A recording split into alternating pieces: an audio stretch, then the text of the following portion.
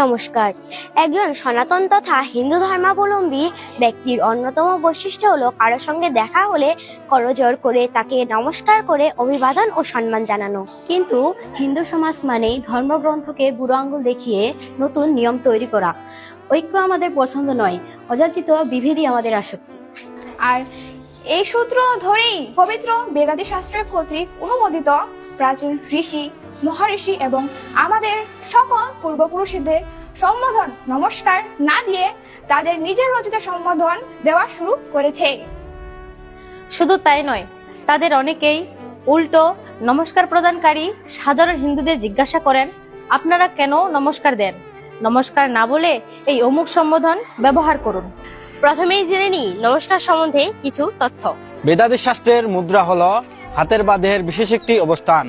নাট্যশাস্ত্রে 24 প্রকার মুদ্রা বর্ণনা করা হয়েছে। 2 হাত জোর করার এই বিশেষ মুদ্রাটির নাম হলো অঞ্জলি মুদ্রা। এটির দুটো ব্যবহার।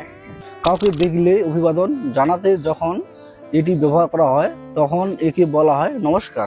দ্বিতীয়ত, সন্ধ্যা উপাসনার শেষ ধাপে যখন ঈশ্বরকে উদ্দেশ্য করে এই মুদ্রা করা হয় তখন একে বলে প্রণাম আসন। মূলত শব্দটি হলো নমস্তে, যার বাংলা রূপ হলো নমস্কার।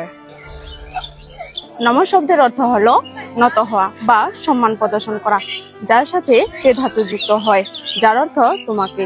অর্থাৎ নমস্তে শব্দের অর্থ হলো তোমার প্রতি রইল সম্মান।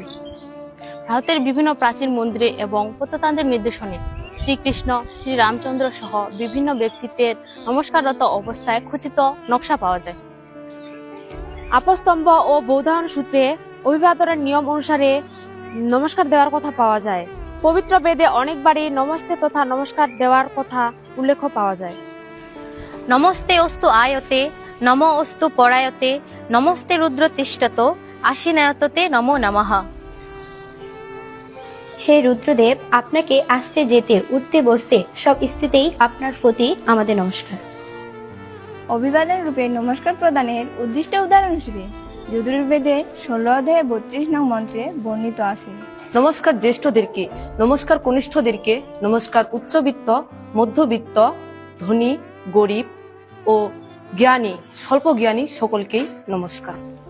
অর্থাৎ এ থেকে আমরা জানতে পারি যে নমস্কার এমন একটি অনন্য অভিবাদন যাতে ধনী, গরিব, ছোট, বড়, শিক্ষিত, অশিক্ষিত কোনোই ভেদ নেই। যে কেউ এটি যে কাউকে দিতে পারে। আমাদের পূর্ব ঋষিগণ সকলেই নমস্কার ব্যবহার করতেন। শ্রীরাম, শ্রীকৃষ্ণ সকলেই নমস্কার ব্যবহার করে অভিবাদন জানাতেন। পরিশেষে এ কথাই বলবো, নিজের রচিত ভ্রান্ত নিয়মাবলী বেড়াজাল ভঙ্গ করে শাস্ত্র অনুযায়ী জীবন পরিচালনা করা শ্রেয় নয় কি? স্বয়ং বিচার করুন।